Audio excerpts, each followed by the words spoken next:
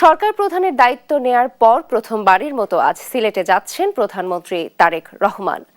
গেল শুক্রবার প্রধানমন্ত্রীর প্রেস উইং থেকে এই তথ্য জানানো হয়। সফরের শুরুতেই প্রধানমন্ত্রী হযরত শাহজালাল রাদিয়াল্লাহু সাল্লামের মাজার জিয়ারত করবেন। পরে অংশ নেবেন সিলেট সার্কিট হাউস সংলগ্ন চাঁদনী ঘাটের একটি কর্মসূচিতে।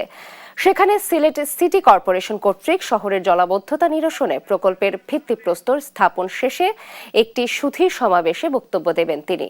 দুপুরে সদরের 22 নদী পুনর্খনন উদ্বোধন করবেন প্রধানমন্ত্রী। বিকেলে জেলা স্টেডিয়ামে নতুন করে স্পোর্টস 2026-এর উদ্বোধন করবেন প্রধানমন্ত্রী। পরে জেলা শিল্পকলা একাডেমিতে একটি সভায় যোগদান শেষে ফিরবেন ঢাকায়। দর্শক, প্রধানমন্ত্রীর সিলেট সফরের আরও খবর জানাতে এই মুহূর্তে সেখান থেকে যুক্ত হচ্ছে সহকর্মী খালেদ আহমেদ।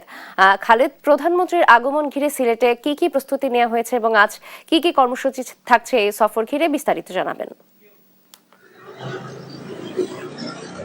দেখুন, প্রধানমন্ত্রী তারেক রহমান আজ সকাল 10টায় সিলেট উসমানী আন্তর্জাতিক বিমানবন্দরে এসে পৌঁছবেন এবং সেখান থেকে তিনি সরাসরি হযরত শাহজালাল রহমতুল্লাহ আলাইহির মাজার জিয়ারত করবেন এবং মাজার জিয়ারত শেষে প্রথম কর্মসূচি হিসেবে প্রধানমন্ত্রী আমি যে জায়গাটিতে এই মুহূর্তে রয়েছি, কিনব্রিজ এলাকার চাঁদনী ঘাটে জলাবদ্ধতা নিরসনে সিলেট সিটি কর্পোরেশনের একটি প্রকল্পের উদ্বোধন করবেন।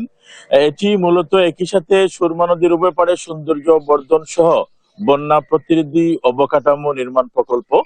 আপনাকে যদি বলে রাখি যে প্রতি বছর কিন্তু সিলেটে বন্যা হয় এবং বিশেষ করে বৃষ্টি হলেই জলাবদ্ধতার সৃষ্টি হয়।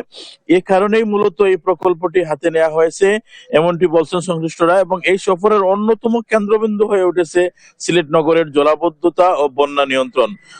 আপনাকে যদি বলি যে প্রতি বর্ষায় টানা কয়েক ঘন্টার বৃষ্টিতে কিন্তু সিলেট নগরের বড় অংশ পানির নিচে চলে যাওয়ার পুরনো চিত্র কিন্তু এবারও উদ্বেগের কারণ হয়ে আছে। কারণ প্রচুর বৃষ্টি হচ্ছে, বিশেষ করে সুরমা নদীর নাব্যতা কমে যাওয়া এবং নগরের ছড়া খালগুলোর স্বাভাবিক পানি নিষ্কাশন বাধাগ্রস্ত হওয়ায় কিন্তু পরিস্থিতি আরো জটিল হতে পারে, এবং যে কারণে এই প্রকল্পটি হাতে নিয়েছে সিলেট সিটি কর্পোরেশন। এবং একই সাথে আপনাকে বলে রাখি যে এই প্রকল্প উদ্বোধন শেষেই প্রধানমন্ত্রী সিলেট সিটি কর্পোরেশন আয়োজিত একটি সুধীর সমাবেশে বক্তব্য দেবেন এবং সেখান